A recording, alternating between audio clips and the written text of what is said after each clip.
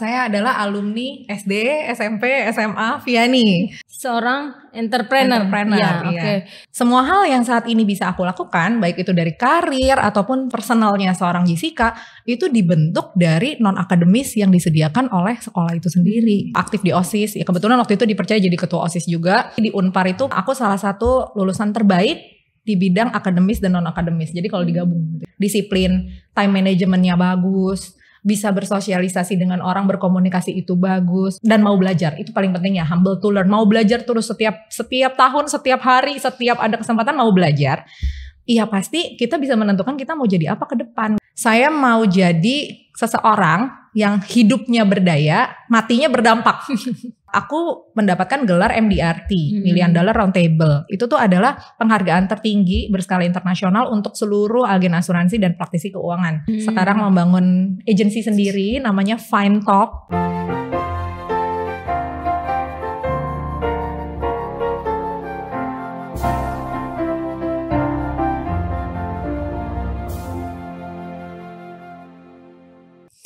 Halo Sobat YBHK, kembali lagi bersama saya Utami di dalam podcast YBHK. Sukses bersama YBHK. Baik Sobat YBHK, hari ini adalah hari yang sangat cerah dan sangat menarik. Karena podcast kita kali ini berbeda dengan sebelumnya, karena podcast kita hari ini kita akan berbicara banyak tentang apa itu entrepreneur. Dan pasti Sobat YPHK sudah tidak asing mendengar kata entrepreneur. Tapi untuk hari ini narsum kita akan mengulik tentang hal itu. Baik Sobat YPHK, selamat mengikuti podcast kita hari ini. Selamat pagi Jessica ya. Pagi. Boleh perkenalkan diri supaya Sobat YPHK mengenal sosok narsum kita hari ini. Oke, selamat pagi Sobat YBHK. Saya perkenalan diri dulu. Nama saya Jessica Kencana. Saya adalah alumni SD, SMP, SMA Viani. Lulus dari SMA Viani tahun 2010. Oke, baik. Seorang Jessica ya, panggilan Jessica. Ya, Jessica. Okay. Jessica ini seorang entrepreneur. Ya, iya. Oke. Sebelum kita masuk ke entrepreneur, kita cerita dulu ya masa lalu boleh ya. Boleh, Bu. Ini tadi diceritakan kalau dari SD, SMP, SMA, kayaknya tipe orang yang setia ini. Kira-kira apa sih di Viani itu yang membuat Jessica kok dari SD, SMP sampai SMA bahkan di Viani gitu? Ini udah lama banget ya Bu, Iya, ya, iya. 14 tahun yang lalu ya lulusnya. Iya. Iya, kalau dari aku pribadi yang paling aku inget, mungkin teman-teman yang seangkatan dulu juga hafal banget gitu. Jessica itu paling deket sama guru-guru, gitu ya. Tapi bukan anak guru ya, gitu. Kenapa deket? Nah menurut aku itu yang menjadi daya tarik tersendiri sampai hari ini gitu, karena tenaga pengajar yang ada di YBHK dan utamanya di Viani waktu itu menurut aku adalah guru-guru yang memang luar biasa. Luar biasa dalam artian kalau dulu dibilang guru itu pahlawan tanpa tanda jasa gitu. Malah buat Jessica itu benar gitu. Dan itu yang bikin gak bosan-bosan. Jadi SD naik SMP udah excited gitu karena yakin akan punya tenaga pengajar atau punya guru yang akan bisa bantu aku untuk menentukan pattern aku kemana nih nanti berikutnya. Itu sih gitu. Sama mungkin Jessica itu juga dulu kayak terkenal banget, sibuk banget nih, semua ekskul kayaknya ikut gitu. Tapi menurut aku itu yang menjadi keunggulan Viani juga sih. Dan aku yakin di semua sekolah di YBH kayak karena kalau kita ngomongin soal pendidikan, kalau kita ngomongin soal jurusan, kalau kita ngomongin soal akademis, itu kan satu hal Bu. Tapi ternyata ketika aku jadi Jessica yang sekarang, aku baru sadar bahwa semua hal yang saat ini bisa aku lakukan, baik itu dari karir ataupun personalnya seorang Jessica, itu dibentuk dari non-akademis yang disediakan oleh sekolah itu sendiri gitu.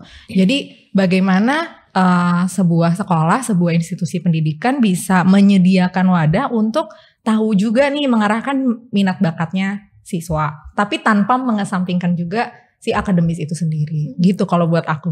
Ya, tadi dengar Jessica deket nih sama Bapak Ibu guru. Nah, gimana sih kok Jessica sampai sedekat itu? Apakah Jessica itu banyak bantu guru-gurunya atau asisten gurunya atau gimana nih bentuk? Mungkin dari SD kan semua pasti deket dong sama Jessica. Sebenarnya enggak sih Bu. Jadi lebih gampangnya ini peran orang tua emang penting banget. Jadi dulu aku inget banget tuh waktu mau masuk SD, kan kalau TK mah masih ditemenin ya sama orang tua gitu. Tapi kalau pas mau masuk SD itu kan mulai ditinggal. Jadi dulu di Vianney itu budayanya juga ketika kita udah masuk ke lorong sekolah, ya udah gitu ikut sama bapak ibu guru. Kan masih zaman dulu tipenya baris dulu di depan kelas, nanti salam dulu sama ibu gitu ya. Sekarang masih gitu ya Bu ya. Belum berubah ya. Dan menurut aku itu bagus banget. Jadi waktu dari rumah nyampe ke sekolah, turun mobil gitu, mama papaku tuh bilang, Jess, kamu nurut sama ibu guru ya. Ya misalnya ibu siapa gitu ya. Ibu guru ya, karena ibu guru itu adalah penggantinya mami dan dedi di rumah gitu. Jadi kalau di sekolah itu orang tua kamu tuh. Jadi mesti sopan, mesti sayang. Nah kita kan di rumah diajarin anak sayang sama orang tua kan. Jadi ya di sekolah tinggal diaplikasikan aja gitu. Anak sayang sama gurunya. Sebenarnya gitu sih Bu.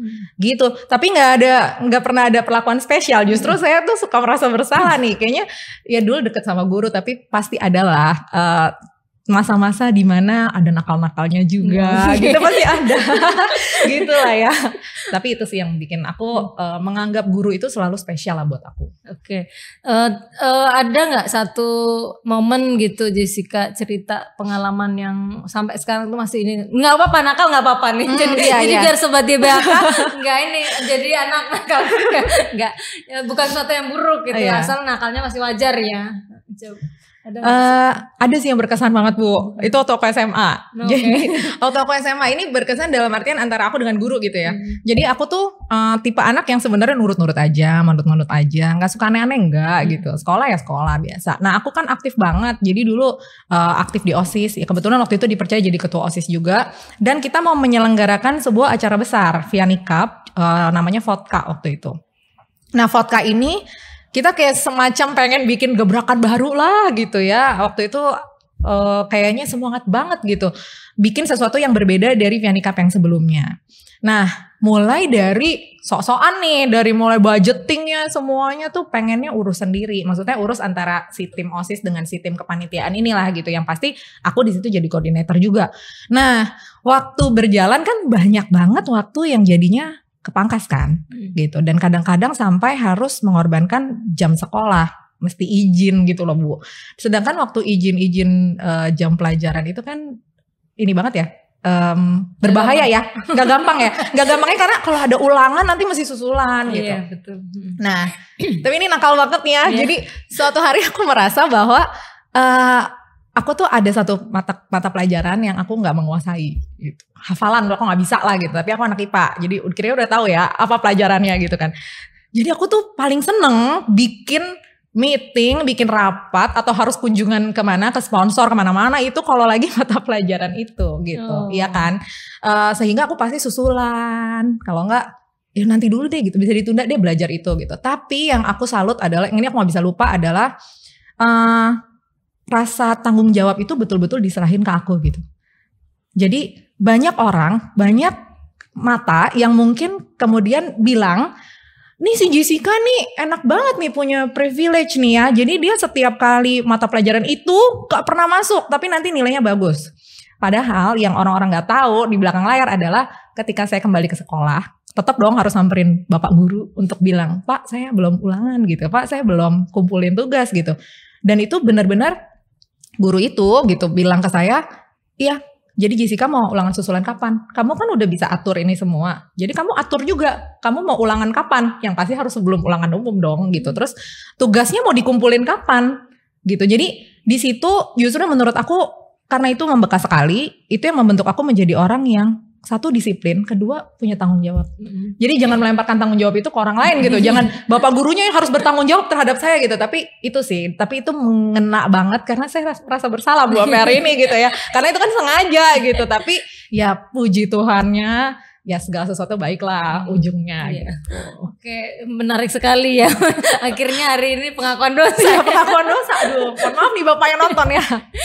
Baik, itu mungkin dari situ Jessica menyadari bahwa itu membentuk Jessica yang sekarang. Nah, kembali tadi udah masa-masa sekolah ya, sekarang beranjak ke kuliah. Nah, kalau kuliah ini ada nggak waktu itu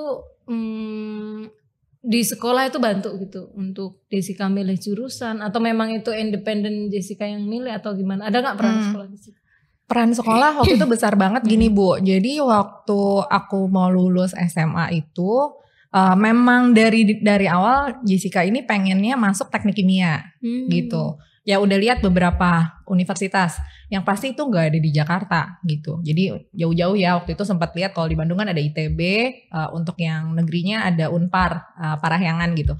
Ujungnya aku ke Unpar sih, ujungnya ke Unpar. Nah waktu itu peranan sekolah adalah pada saat waktu itu aku ngomong sama guru BP gitu. Aku bilang, Bu aku pengen banget nih masuk ke teknik kimia Unpar.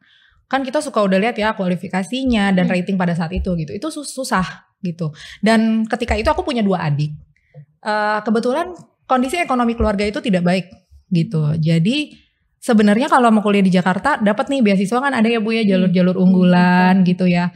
Dan bahkan orang tuaku sendiri pun kayak bilang gitu, Jas ya ini demi keamanan keuangan kamu kuliah di Jakarta aja deh, toh kalau misalnya mau jadi orang sukses tuh nggak selalu harus yang memang kamu mau itu kok jurusannya atau universitasnya nggak perlu itu gitu ya. Tapi yang aku salut peranan sekolah waktu itu besar banget karena guru-guru aku di sekolah di SMA Vianney saat itu mendukung sekali. Kamu mau di Unpar Jas teknik kimia ayo gitu. Bahkan pendaftarannya kan harus bayar ya Bu ya. Waktu itu aku nggak tahu gimana caranya atau jalur sekolah atau gimana, itu guru BP yang kasih ke aku. Jas aku udah dapet nih formulirnya tinggal diisi. Disubmit gitu. Jadi aku kayak merasa dibantu banget kan. Terus aku isi segala macam dan ternyata itu adalah formulir permohonan beasiswa gitu. Jadi masuknya via beasiswa, tapi itu ternyata beasiswa nasional. Jadi beasiswa prestasi yang aku pun tuh tadinya nggak tahu. Jadi setelah udah submit kan isi aja nih gitu. Terus ya guru-guru aku ini bilang gitu, berdoa ya Jas ya gitu. Kamu udah melakukan yang terbaik di sekolah. Jadi kalau ini adalah memang cita-cita kamu, pasti bisa tercapai nih. Harus dapat beasiswa soalnya Bu. Kalau nggak aku nggak bakalan ke Bandung ya kan. Dan ternyata puji Tuhan, jadi beasiswa nasional itu pada saat itu ya di tahun 2010 khusus beasiswa itu setiap jurusan itu hanya 5 orang yang dapat. Dan itu benar-benar biayanya sifatnya nasional ya. Sifatnya nasional, cuma 5 orang gitu. Dan Jessica dapat salah satunya. Jadi rasa terima kasih itu nggak bisa tergantikan. Makanya makin sayang ya, makin jadi alumni makin sayang sama guru-gurunya. Sebenarnya itu Bu kayaknya ya, banyak utang budinya Jessica ke guru-guru sebenarnya. Gitu. Berarti sampai kuliah pun ternyata berpengaruh juga ya sekolah sampai akhirnya Jessica bisa masuk. Dapat beasiswa itu yang melalui beasiswa. Free itu apa sebenarnya? Waktu itu cuman bayar. Sebenarnya jatuhnya free. Untuk uang pangkal yang mahal itu nggak bayar gitu. Terus 1 tahun pertama aku lupa angkanya, tapi murah banget ya, setengah dari harga SKS paket gitu. Dan gitu. akhirnya go ke Bandung. Dan akhirnya go ke Bandung gitu. Benar. Baik.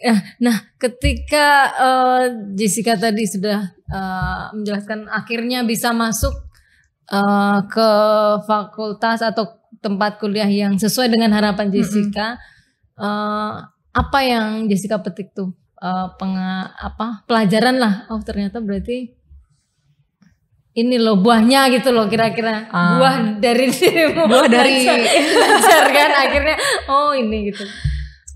Jujur ya Bu, jujur ya, aku kuliah teknik kimia di Bandung. Terus memang pengalaman selama sekolah itu SMP SMA itu kan menentukan banget kita nanti arahnya mau kemana sebenarnya dari sisi akademis dan non akademis gitu.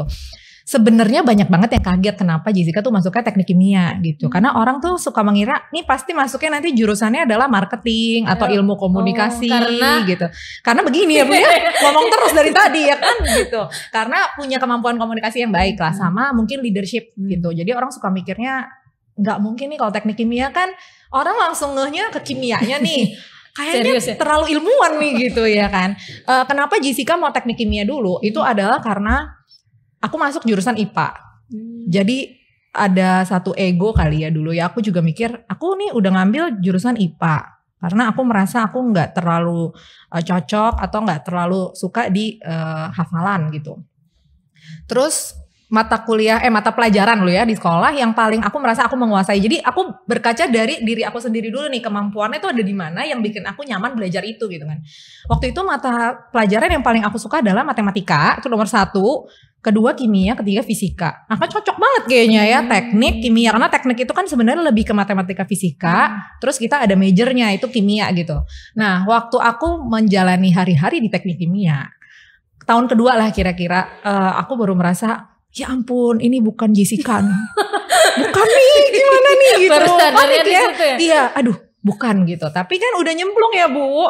Udah gitu aku dapat beasiswa nasional dari pertama. Ya sampai ke akhir aku tuh dapat beasiswa terus gitu. Jadi berjuang. Jadi kita tuh setiap tahun itu bisa pengajuan beasiswa. Baik itu lewat prestasi, akademis, non akademis gitu.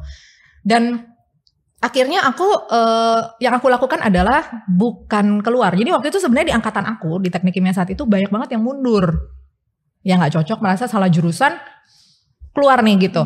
Aku enggak. Karena aku tahu aku gak punya pilihan itu dan gak mau. Karena menurut aku balik lagi ke tanggung jawab tadi Bu. Karena udah terlatih dengan kamu udah memilih sesuatu, jalanin dulu loh. Dan petik buahnya tadi. Apa pasti ada sesuatu dari teknik kimia yang bisa kamu ambil gitu. Aku cuman berpikir seperti itu. Sehingga di tahun ketiga akhirnya aku memutuskan untuk jadi aktivis kampus. Waktu itu jadi aktivis kampus, jadi majelis perwakilan mahasiswa, sampai lupa, MPM di Unpar. Nah di Unpar itu memang sistem aktivis mahasiswanya itu bagus gitu. Di situ aku belajar yang lain kan, jadinya belajar mendapatkan sosok Jessica yang sekarang ini nih sebenarnya yang lebih ke leadership. Waktu itu aku ngurusnya adalah kelembagaan, jadi lebih untuk sosialisasi, komunikasi, mengatur sidang. Jadi kita tuh ada sidang-sidang Bu dulu, sidang umum, kayak sidang paripurnanya si aktivis gitu. Kan itu sesuatu yang berseberangan banget sama teknik kimia ya, sampai aku pernah dipanggil sama dekan fakultas gitu karena terlalu sibuk di situ gitu ya. Tapi secara akademis terganggu atau enggak paling tinggi aja, tapi pas-pas aja gitu, lulus aja gitu. Nah sejak saat itu aku merasa oke, Jessica kamu salah jurusan tapi kamu gak salah masa depan gitu sih. Jadi buat aku mungkin yang bisa aku bagikan ke teman-teman atau ke orang-orang yang suka nanya gitu ya, lu susah-susah nih Jas, kuliah di teknik kimia nih gitu. Tapi keluarnya gak mau sama sekali hubungan sama pabrik, QC, kimia-kimiaan gak mau, kayak gak mau tahu gitu sama sekali.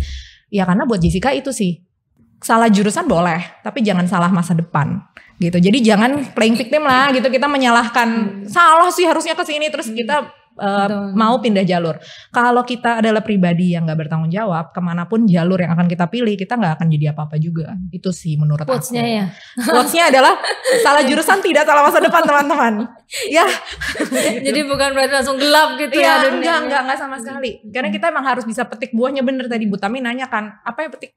Yang bisa aku petik adalah di teknik kimia itu kita ditempa untuk jadi orang yang teliti. Untuk jadi orang yang sangat menghargai waktu. Karena kita kan nge-lab.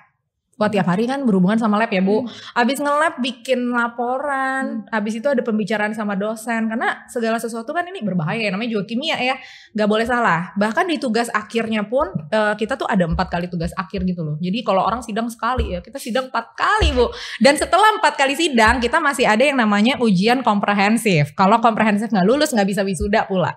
Nah di situ yang aku bilang oke, Jas, ini berat sekali untuk dijalanin gitu karena salah jurusan kan. Kalau jurusannya udah merasa kita salah tuh pasti hatinya nggak di situ gitu sebenarnya.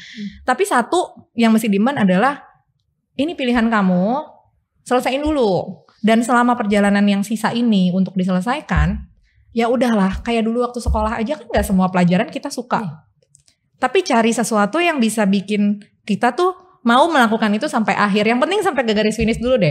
Mau caranya ngerangkak dulu deh gitu. Sampai di garis finish baru kita bisa menengok ke belakang dan lihat lagi. Oh ternyata untung dulu kuliah teknik kimia. Sampai sekarang aku bersyukur banget. Karena kalau gak kuliah di teknik kimia mungkin secara mental gak kayak sekarang.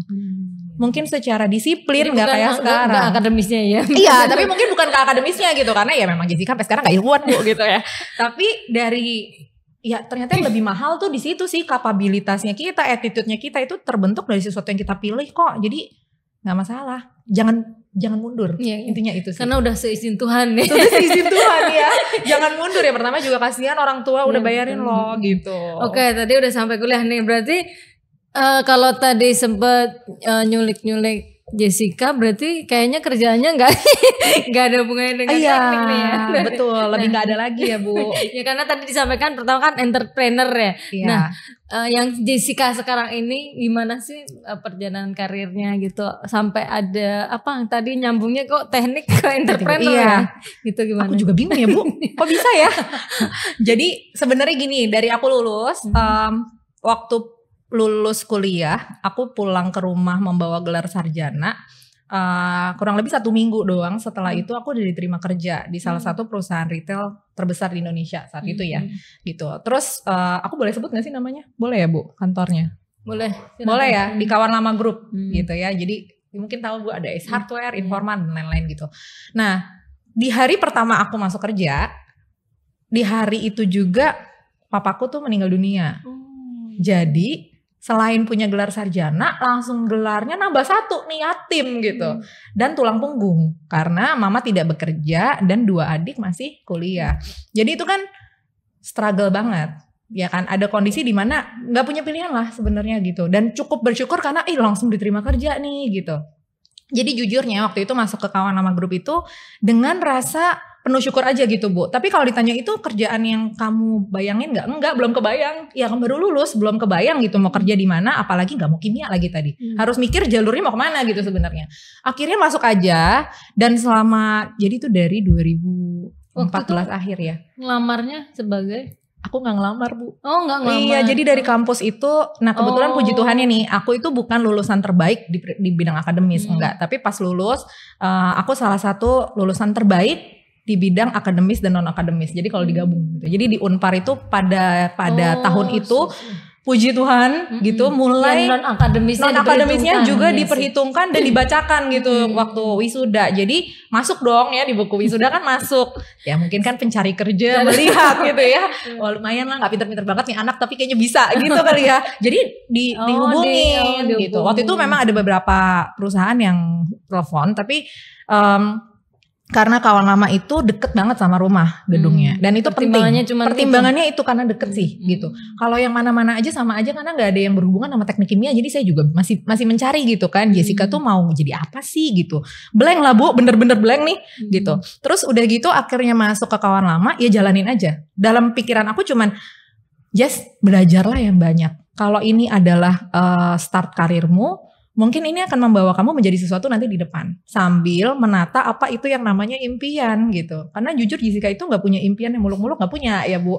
Karena bukan berasal dari keluarga yang punya privilege juga. Jadi kan intinya uang tuh tidak tersedia. Kamu harus bisa cari sendiri, ibaratnya kayak gitu kan. Jadi sambil memupuk mimpi nih ceritanya. Menentukan juga nanti jalannya mau kemana. Nah singkat cerita, dari lulus itu sampai tahun lalu aku masih di Kawan Lama Group. Jadi awet banget Bu ya. Awet banget 8 tahun lebih, hampir 9 tahun gitu. Tapi puji Tuhannya karena mungkin attitude untuk pokoknya mau belajar gitu. Jadi selama di Kawan Lama Group 8 tahun itu kan kalau orang suka bilang nih kalau udah kelamaan kerja di situ udah boring gitu, udah bosen. Jessica itu enggak gitu. Karena setiap tahun itu ada yang baru ada yang baru, ada tantangan baru yang dikasih kepercayaan gitu untuk dikerjakan gitu. Jadi aku pernah ngerasain untuk bangun startup di Kawan Lama Group, dulu startup industrial gitu ya, dan sampai itu yang mungkin membentuk aku untuk akhirnya berani juga setelah 8 tahun lebih punya prioritas yang berbeda, udah mulai ngerti mimpinya apa, jadinya mau banting setir ke entrepreneur. Jadi sambungannya nggak ada, tapi lebih ke attitude-nya sih Bu. Mungkin lebih ke sama kayak tadi aku kuliah gitu. Waktu masuk di Kawan Lama, semua itu pembelajaran baru. Karena jelas nggak ada hubungannya sama mata kuliah yang aku ambil, pasti nggak ada gitu. Tapi lebih ke leadership, attitude kita kan balik-baliknya ke situ lagi ya Bu. Kalau kita adalah pribadi yang disiplin, time managementnya bagus, bisa bersosialisasi dengan orang, berkomunikasi itu bagus gitu kan. Dan mau belajar, itu paling penting ya, humble to learn, mau belajar terus setiap tahun, setiap hari, setiap ada kesempatan mau belajar. Iya pasti kita bisa menentukan kita mau jadi apa ke depan gitu. Nah tahun lalu tepat aku tuh udah punya anak ya, aku punya seorang putra 1. Aku yakin banget nih Sobat YBHK yang sudah menikah pasti juga relate bahwa ketika kita punya keluarga dan kita punya anak, pengen banget punya waktu yang lebih fleksibel pasti. Ya kan, karena rutinitas kantor kan kita udah menghabiskan waktu 8 sampai 10 jam itu di kantor plus di perjalanan gitu ya. Jadi pasti kalau punya pilihan pengen nih untuk punya waktu lebih yang bisa di-spend bersama keluarga tapi tetap berdaya gitu. Nah, aku pada perjalanan ini jauh sebelum aku menikah, aku punya impian itu Bu gitu. Jessica, kamu nanti kalau udah gede mau jadi apa ya gitu ya. Maksudnya udah dewasa nanti sebetulnya area mau jadi apa ya. Kalau orang tuh pada hebat-hebat menurut saya ya. Orang bisa bilang nih, mau jadi presiden gitu, mau jadi apa gitu, jadi dokter, jelas profesinya. Jessica cuman waktu itu bilang, saya mau jadi seseorang yang hidupnya berdaya, matinya berdampak. Gitu, beneran Bu, dan itu aku selalu bilang gitu, pokoknya hidupnya berdaya, matinya berdampak. Jadi energi apapun yang kita punya sekarang itu harus positif gitu dilakuin ya. Menurut aku gak boleh ada yang sia-sia gitu. Nah akhirnya di tahun kemarin, puji Tuhan, awalnya cemplung-cemplung kaki ke dunia finansial. Ya kan aku gak ada basic keuangan sama sekali, gak ada gitu. Mulainya dari mana? Mungkin kalau teman-teman kaget gitu. Mulainya tuh dari bisnis asuransi gitu. Jadi aku coba masuk ke bisnis asuransi, mempelajari, belajar segala macam gitu ya. Puji Tuhan ya, memang segala sesuatu yang kita lakukan dengan hati itu pasti nyampe ke hati Tuhan juga gitu ya. Jadi dikasih gitu loh rezekinya, prestasinya itu dikasih gitu. Sehingga aku mendapatkan gelar MDRT, Million Dollar Round Table. Itu tuh adalah penghargaan tertinggi berskala internasional untuk seluruh agen asuransi dan praktisi keuangan. Gitu. Luar biasa nih Sobat YBHK nih. Nah, kayaknya aku rasa itu ternyata titiknya gitu. Buat orang-orang lain yang ada di dunia keuangan, itu biasa gitu. Tapi buat seorang Jessica, jadi balik lagi Bu, sebenarnya sukses itu tergantung kita ya. Kalau buat aku itu saya sukses nih, sukses keluar dari zona nyaman, kan gak nyaman ya karena bukan dunia aku gitu. Ya gak apa-apa, karena ternyata ketika achieve itu baru Jessica bisa berani untuk membangun sebuah agensi sendiri gitu. Bermodalkan itu. Jadi bermodalkan itu, memodalkan prestasi, bermodalkan pengalaman yang berharga, yang aku merasa ini bisa aku bagikan nanti ke tim aku kemudian gitu. Dan kalau Jessica bisa, orang lain juga bisa, tinggal mau apa enggak gitu buat aku. Nah itu yang akhirnya membuat Jessica mau ambil jalan untuk jadi seorang entrepreneur beneran. Berarti gak boleh cemplung-cemplung kaki doang, tapi harus benar-benar menyelami dan belajar. Jadi aku meninggalkan dunia corporate, sekarang membangun agensi sendiri namanya Fine Talk. Fine Talk, Sobat YBHK boleh di follow ya. Fine Talk gitu, finetalk.co. Aku bangun sendiri dan sekarang timnya lumayan besar dari Sabang sampai Merauke. Kalau tim yang besar di bisnis community-nya itu udah hampir 800-an orang. Tapi itu bukan under aku ya, maksudnya di bisnis community yang aku juga bareng gitu. Tapi kalau di agency aku sendiri, saat ini kita ada 20 orang dengan background yang berbeda, dengan usia yang berbeda, dan semua punya background pekerjaan yang luar biasa. Jadi ada yang sebelumnya udah pengusaha juga tapi konvensional, ada yang fresh graduate, ada yang sama dari corporate juga. Ini campur sari nih gitu, kita di dalam Fine Talk, dan kita punya satu misi yang sama, yaitu kita mau bertumbuh bareng-bareng.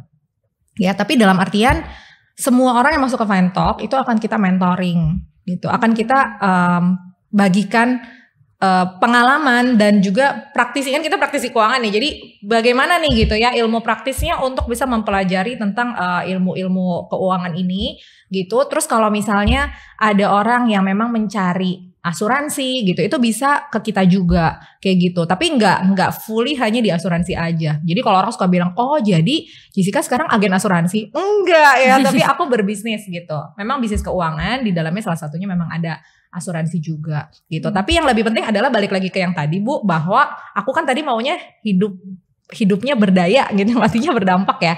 Jadi bagusnya bisnis ini adalah kita bisa jadi womanpreneur juga gitu. Jadi untuk para wanita-wanita yang mungkin saat ini udah terpaksa gitu ya, mungkin meninggalkan karirnya untuk jadi ibu rumah tangga karena pengen jagain anak, tapi sebenarnya masih pengen berdaya. Nah boleh gitu, boleh juga untuk ikut kelasnya Fine Talk gitu. Nggak usah ikut join dulu, tapi sebenarnya bisa ikut kelasnya karena di situ ada mentorship. Ya kan, kalau cocok kita lanjut, enggak juga nggak apa-apa. Lebih kayak gitu sih Bu. Berarti ketika bikin agents ini Jessica semuanya dong, mulai dari perekrutan apanya semua. Betul, semuanya. Semuanya banget gitu. Nah, ada ininya nggak bagaimana Jessica kok bisa percaya diri gitu, kan nggak ada background rekrut orang tuh gimana sih gitu. Itu gimana tuh Jessica kok bisa apa coba-coba atau gimana untuk merekrut ya Bu. Nah ini yang saya pelajari di Vianney juga Bu. Lagi-lagi ya, balik lagi ke sekolah. Karena semua ilmunya memang dasarnya tuh adalah di sekolah beneran.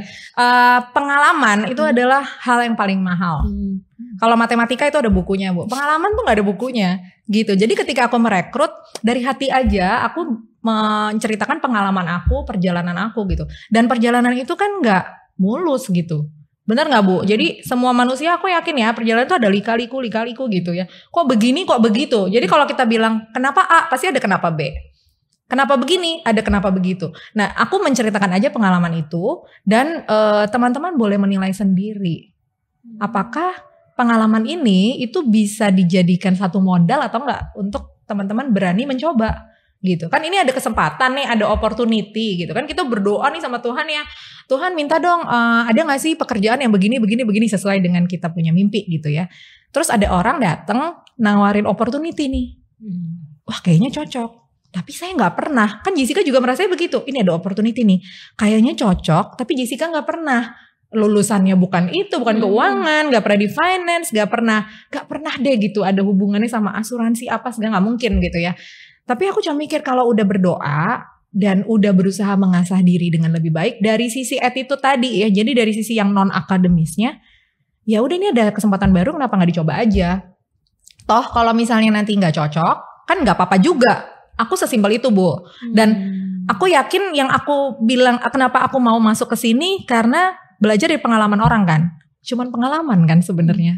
Dan orang itu udah sukses atau belum tuh tergantung aku memandang dia, bener gak? Kayak bisa aja orang bilang, oh sekarang Jessica udah sukses gitu. Tapi buat Jessica sendiri, Jessica udah sukses belum? Belum gitu, karena mimpinya beda. Dan itu kan relatif ya. Nah itu juga yang aku bawa untuk merekrut teman-teman. Aku cuman cerita aja. Jadi gak ada paksaan, gak ada apa, sharing aja gitu. Ini ada opportunity bagus, Jessica udah mengalami perubahan hidupnya seperti ini, bla bla bla bla. Yuk kalau mau coba, bener-bener welcome banget gitu. Tapi kalau misalnya enggak pun ya gak masalah gitu. Tapi kan siapa tahu ini jawaban doamu gitu. Oke. Terus yang berikutnya tadi pasti sempat nyebutin up and down-nya ya. Iya. Nah, pas down-nya itu gimana tuh Jessica menyiasati? Karena kan mungkin Sobat JBHK juga butuh trik ya. Iya. Tapi lagi down, lagi dalam masa susah itu tuh gimana? Iya. Nah, mungkin untuk Sobat YBHK ya, ups and downs itu bukan waktu kita kerja aja, tapi sebenarnya waktu sekolah pun itu kita punya ups and downs loh. Karena manusia kan ada mainan emosi juga ya Bu. Yang bisa aku bagikan setelah berpengalaman sekian lama dari mulai sekolah sampai sekarang adalah ketika kita down, take time untuk istirahat. Ambil waktu untuk istirahat. Istirahat tuh kayak kita rest sejenak gitu ya. Ya udah terima aja kalau aduh saya lagi capek banget, sedih banget, jatuh banget, hancur banget. Terima aja gitu. Tapi jangan berhenti. Dan jangan pernah berpikir bahwa dunia itu berhenti saat itu gitu. Itu aja sih, karena kekuatan pikiran menurut aku. Kalau kita waktu itu merasa, udahlah ini emang gak bisa. Terjadilah sesuai omongannya loh gitu. Pasti gak bisa. Tapi kalau kita ambil waktu untuk diam sejenak, terima ya semuanya itu kita olah gitu. Iya oke, memang mungkin ini lagi saatnya lelah banget. Jatuh nih kok begini, kok begitu. Pokoknya orang kalau lagi di down tuh isinya pertanyaan ya Bu. Tuhan aja dipertanyakan ya gitu ya. Gimana Tuhan? Iya gimana gitu. Tuhan di mana? Padahal di situ aja. Ya nggak apa-apa gitu. Iya kan gitu. Jadi itu sih nilai yang benar-benar aku bisa bagi itu. Jangan berhenti gitu. Dan mungkin kalau dari sisi religius gitu ya, apalagi sekarang kan mau Paskah ya. Jadi aku bilang kayak Tuhan Yesus waktu dia berdoa di Taman Getsemani juga dia kan lagi di down banget nggak ya, di kitab suci diceritain ya Bu ya gitu. Ini bagusnya juga sekolah di YBHK ya, Katoliknya kenceng. Tapi benar gitu, aku keinget terus gitu loh bahwa itu kan pengembangan karakter kita kan gitu. Kalau kita nggak mau lihat sesama manusia, kita lihat Tuhan aja deh gitu. Sama kok ada satu titik di mana rasa sedih itu ada, rasa marah itu ada, rasa takut itu ada, takut banget dan nggak tahu ke depan itu mau ada apa sebenarnya gitu. Saya sanggup nggak ya? Saya sanggup nggak ya? Tapi selama kita nggak coba, kita nggak tahu lo sanggup atau enggak. Tapi kalau kita nggak coba, udah pasti nggak sanggup. Gitu. Oke, ini tadi menarik ya Jessica. Nah, gimana caranya? Orang kan lebih seneng nih Jess dengan zona nyaman. Udah nih segini aja aku udah ini gimana? Kan Jessica lain nih, lain daripada yang lain ya. Orang kan sukanya udahlah di zona nyaman, udahlah cukup istilahnya pendapatan sudah cukup lah, keluarga mungkin aman, sehat semua dan seterusnya. Udahlah, nggak usah nyoba yang aneh-aneh. Nah, gimana sih supaya membangkitkan orang? Jangan terlena pada zona nyaman itu gimana tuh triknya supaya ya biar yang lain juga berani nyoba gitu loh. Menurut Jessica ya Bu, Zona nyaman itu kadang orang bilang kalau kita itu udah kayak tadi kan pendapatannya udah oke banget, terus kayaknya udah deh kehidupan sekarang tuh udah aku banget nih gitu, kayaknya tuh udah zona nyaman. Hati-hati, karena Jessica juga pernah merasa bahwa ada di zona nyaman, yang padahal zona nyaman itu ketika aku breakdown gitu, ternyata zona nyaman itu kita tuh kadang-kadang menerima ketidaknyamanan loh. Tapi karena setiap hari jadinya nyaman, gitu. Padahal nggak nyaman, gitu. Iya kan? Ya jujur aja deh gini, misalnya kayak aku kemarin kerja di kantor, tapi kan tadi udah tahu ya punya prioritas berganti ya. Jadi nggak ada yang salah, nggak ada yang benar. Cuman prioritas orang beda. Ketika prioritas aku adalah anak dan setiap malam doanya adalah supaya bisa punya waktu lebih sama anak. Rutinitas ke kantor setiap hari menghabiskan waktu 8-10 jam kan jelas bukan solusi sebenarnya gitu kan. Buat Jessica nyaman gak? Dulunya nyaman. Ketika prioritas itu berubah sebenarnya kan gak nyaman. Tapi tetap dilakukan kan. Setiap pagi bangun, anak belum bangun, cium anak, sedih, bercucur-cucur sendiri ya. Berangkat ke kantor, nanti menjalankan rutinitas seperti biasa. Malam baru pulang, anak udah mau tidur. Nyaman gak sebenarnya? Enggak. Pasti gak nyaman kan?